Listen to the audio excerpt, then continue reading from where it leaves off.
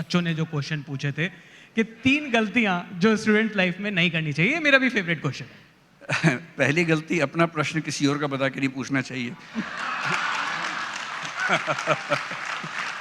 यदि यदि आप कोई सवाल पूछना चाह रहे हैं तो अपने सीने पर रख के बोलिए कि मेरा सवाल है। यानी कि छिप छिप के बंदूक क्यों चलानी है, खुल के चलाइए, ऐसा क्या है। मेरा ख्याल है कि बच्चों को ये समझना चाहिए कि वो इंसान है, रोबोट नहीं है, मशीन नहीं है। इतना पढ़ना है, रात दिन पढ़ना है, वो सब नाटक करने की ज़रूरत नहीं है। ज़िंदगी इतनी मुश्किल है नहीं जितनी हम बना देते हैं। मैं बच्चों से पहले दिन बोलता हूँ 8 घंटे पढ़ो, 8 घंटे सो, 8 घंटे मौज मस्ती करो तो आईएएस बन जाओगे, इससे ज़्यादा मत पढ़ो। दूसरा, केवल किताबें मत पढ़ो, ज़िंदगी को भी पढ़ो, दोस्तों को भी पढ़ो, आसपास के समाज को भी पढ़ो। सप्ताह में 1 फिल्म ज़रूर देखो, दिन में 1 घंटा अपने दोस्तों से गप्पें ज़रूर मारो। किसी अच्छे टॉपिक पे हो तो बढ़िया, वरना बिचिंग करो, कुछ भी करो, पर बातचीत करो, ताकि बात करने का शऊर भी सीखो, सोशल स्किल्स भी सीखो। और ये ज़िंदगी जीनी है, आईएएस बनना should be A part of life, it should not be life. और मुझे एक अमेरिकन प्रैग्मेटिक फिलोसफर 20वीं सेंचुरी के हैं, एजुकेशन में बड़ा अच्छा काम किया, जॉन डीवी, शायद आपने सुना होगा। सबसे अच्छी बात उनकी ये लगती है, education is not the preparation for life, it is life. इसको समझ लीजिए कि शिक्षा जीवन जीने की तैयारी नहीं है, शिक्षा ही जीवन है। जिंदगी भर जिससे सीखने को मिले सीखते रहिए। रिक्शा वाला भी कुछ ना कुछ सिखा देगा, कोई भी सिखा देगा, बस नज़र खुली रखिए, सीखते रहिए। एक बेहतर इंसान बनने का मौका हमेशा हमारे पास होता है, कभी रुकता नहीं है। अक्षर बनाता हूँ, ये बहुत बड़ी गलतफहमी है अगर मैं ऐसा सोच लूँ तो। मैं तो पढ़ाता हूँ, उनमें से जिन बच्चों में मेहनत करने का जज्बा हो, इंटेलिजेंस का ठीक लेवल हो, मेहनत करते हैं, थोड़ा किस्मत का मामला भी होता है, तो वो आईएएस बन जाते हैं। लेकिन ये गलतफहमी मुझे एकदम नहीं है कि मैं देश का भविष्य बना रहा हूँ या मैं बच्चों को आईएएस बनाता हूँ। वो खुद बनते हैं, मैं तो सिर्फ इनेबलिंग तरीके से कुछ हेल्प उनकी करता हूँ, इतना ही है बस।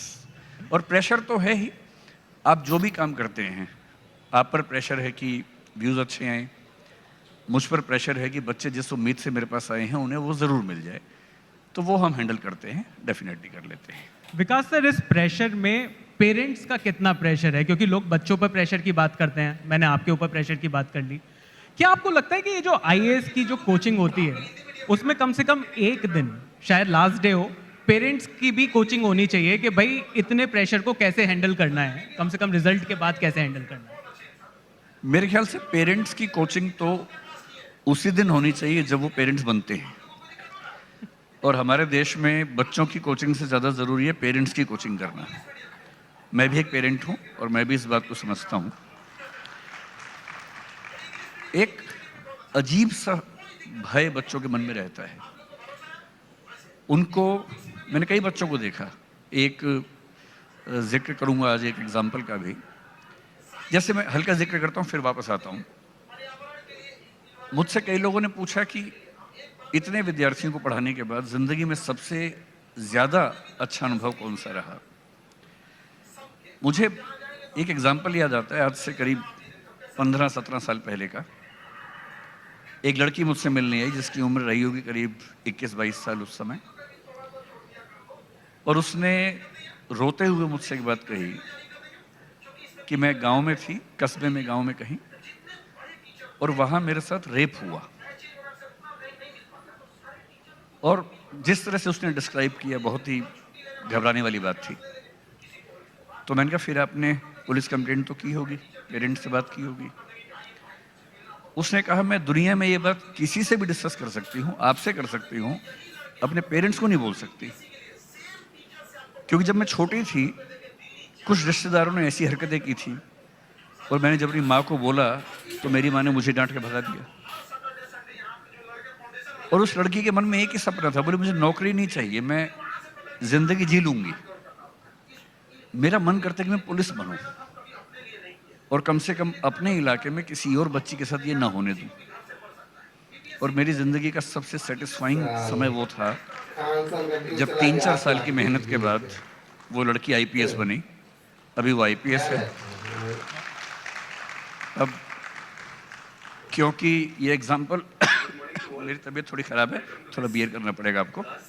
अब ये एग्जाम्पल क्योंकि बहुत पर्सनल है तो मैं नाम तो रिवील नहीं कर सकता हूँ, लेकिन मुझे खुशी है कि उसने अपना वायदा निभाया और वो जहाँ है बहुत सारी बच्चियों की हेल्प कर पा रही है। तो मुझे चिंता इस बात से होती है, अगर कोई अपने पेरेंट्स से ये बात भी नहीं कर पा रहा कि मेरे साथ ऐसा हुआ, तो सीखने की ज़रूरत इस बच्चे को है या पेरेंट्स को है।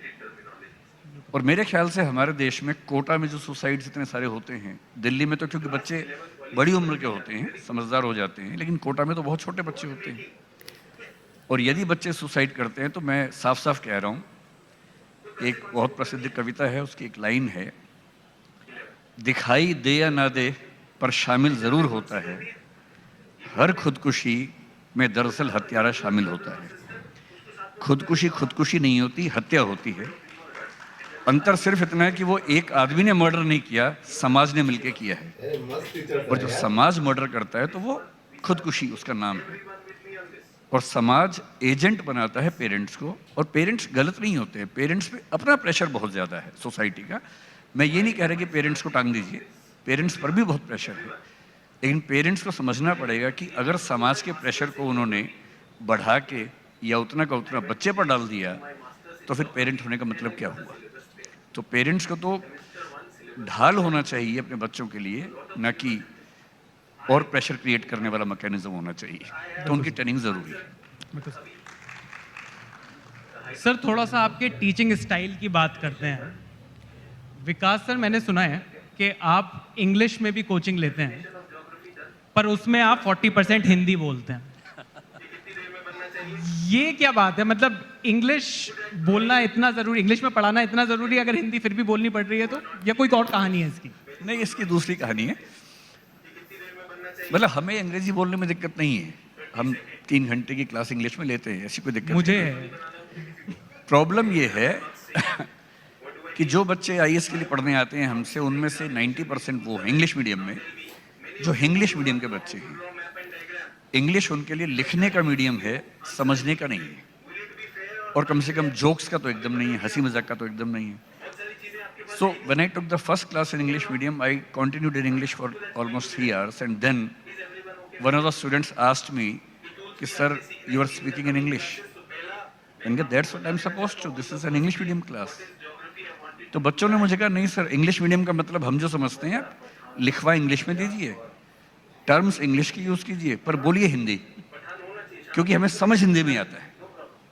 And this is good. We are using English as a cognitive language, language of learning. Why should we use English as the mother tongue? Why should we use English as the language of jokes and humor?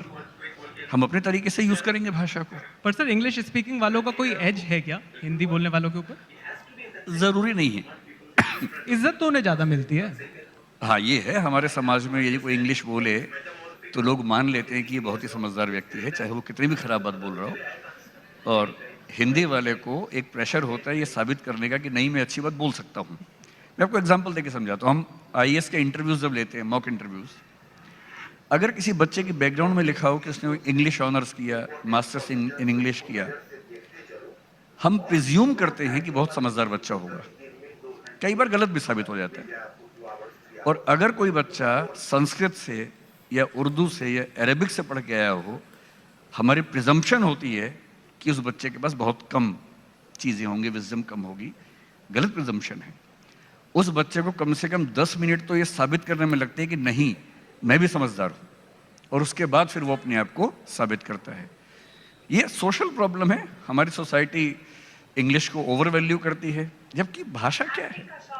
आप जिस समाज में रहते हैं वहाँ की भाषा बोलते हैं। It's as simple as that. England का बच्चा गधे से गधा बच्चा भी इंग्लिश बोलता है, लेकिन बात तो गधेपनी की करता है उसके बाद भी। और हिंदुस्तान का बच्चा, हिंदी बेल्ट का बच्चा हिंदी सीखेगा तो हिंदी में बात करेगा। समझदारी और भाषा कोई ऐसा नेसेसरी लिंक थोड़ा है कि समझदारी एक भाषा में ही आएगी, किसी में भी आ सकती है। सर यंगस्टर्स को पढ़ाने के लिए आप भी ह्यूमर का सहारा लेते हो। बहुत सारे लोग अब ह्यूमर का सहारा लेने लगे हैं।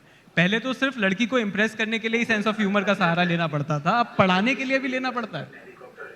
जब मैं छोटा था, मैं हरियाणा से हूँ, तो जो बात आपने कही, हमारे स्कूल में कहावत थी लड़कों के बीच में कि अगर किसी लड़की को इम्प्रेस करना उसे हंसाओ, और एक कथन चलता था, हंसी तो समझो फंसी।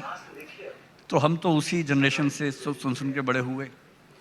पर मैंने पाया पढ़ाते हुए, क्योंकि हमारे यहाँ क्लासेस काफ़ी लंबी होती है, 3 घंटे की एक क्लास होती है, और कभी कभी आधे घंटे के ब्रेक के बाद फिर 3 घंटे, फिर 3 घंटे, कभी कभी ऐसा भी होता है, रेयर सिचुएशंस में, वैसे 3 घंटे की। एक जनरल स्पैन ऑफ अटेंशन किसी इंडिविजुअल का 1 मिनट के आसपास होता है। बहुत एक्सटेंड करें तो एकेडमिक्स में 40 मिनट 50 मिनट का हो सकता है।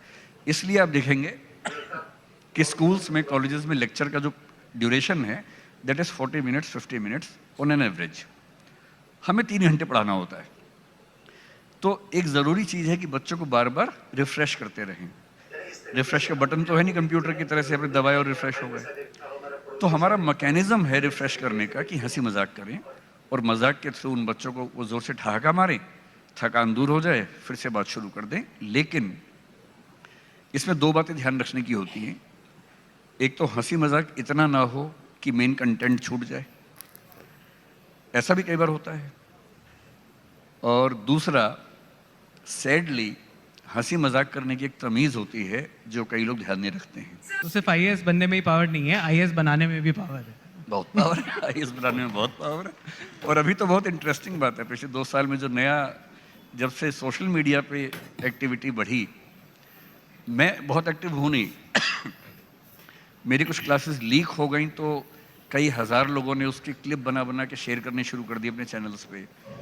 करीब 15-20 हज़ार चैनल से, जिनमें से मेरे केवल 2 हैं, और हम क्लिप शेयर नहीं करते हैं। तो मुझे नहीं पता कौन लोग हैं, पर उनकी वजह से हुआ ये कि अब मैं जहाँ जाता हूँ तो पर्सनल कुछ नहीं बचा मेरे जीवन में।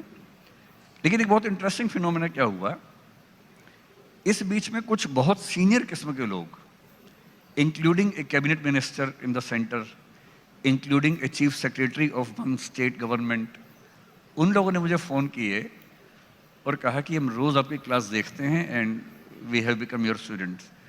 अब ये बड़ा इंटरेस्टिंग है कि जो मुझसे 10-20 साल बड़े हैं, इतने ऊंचे पदों पे हैं, जब वो ऐसी बात कहते हैं तो जब मिलते हैं तो पैर मैं ही छू लेता हूँ उनके, लेकिन कहते वो हैं कि तो बड़ा इंटरेस्टिंग है। अच्छा, इंटरेस्टिंग फिनोमेना है। सर, अब मेरे पास कुछ स्टूडेंट्स के सवाल हैं, थोड़े से नालायकी के लगें तो आप बिल्कुल ये मत समझिएगा ये मैंने लिखे हैं, ये स्टूडेंट्स के ही हैं। पहला सवाल है सर, रट्टा लगाने का टैलेंट आईएएस क्रैक करने के लिए कितना जरूरी है? बहुत थोड़ा सा, ज़्यादा नहीं। कुछ बातें तो आपको रटनी ही पड़ती हैं, कुछ भी आप मीडिया में वहाँ भी रटना पड़ता होगा कुछ बातें। जैसे यहाँ आपका ऑप्शन है कि आप कार्ड लेके आ सकते हैं, यूपीएससी में ऑप्शन नहीं होता ये वाला, तो उनको याद करना पड़ता है। अब जैसे मैप है, इंडिया का मैप है, इंडिया के लेफ्ट में पाकिस्तान है, ये कोई लॉजिक की बात तो है नहीं, तो याद ही करना पड़ेगा। पाकिस्तान के बाद अफगानिस्तान, याद ही करना पड़ेगा। तो अब हिस्ट्री में किसी किंग के बाद दूसरा किंग आया है, याद ही करना पड़ेगा ना। So a lot of things are to be marked up, लेकिन रटना is only 10-15% of IAS preparation, बाकी अंडरस्टैंडिंग का मामला है। सर, अगला सवाल है कि पढ़ाई करते करते मुझे गर्लफ्रेंड की बहुत याद आती है, मैं क्या करूं? मिल लो क्योंकि अगर आप उससे नहीं मिलेंगे तो याद में ज़्यादा समय खराब करेंगे, और 2-4 बार मिल लेंगे तो मिलने की इच्छा वैसे भी कम हो जाएगी, फिर आप पढ़ाई करेंगे। And this is not only about the girlfriends, this is also about the boyfriends. It's a gender neutral statement. क्योंकि ज़्यादा याद इसलिए आ रही है कि कम मिले हैं। फैमिलियरिटी ब्रीड्स कंटेम्प्ट, बहुत सामान्य सा नियम है। 10-20 बार मिल लीजिए, फिर कम मिलेंगे। Thank you so much sir, thank you so much. Most welcome.